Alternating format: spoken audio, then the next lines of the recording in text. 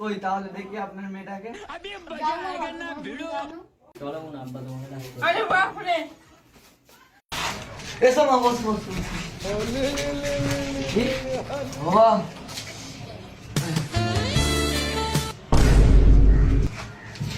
বৌমা আমার খুব পছন্দ, কিন্তু যাই বলো।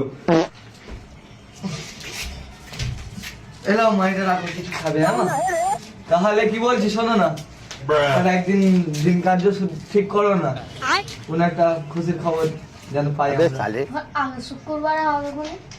ঠিক আছে তাই হবে, তাহলে আমরা আসি। চল রোম রোম ভাইও।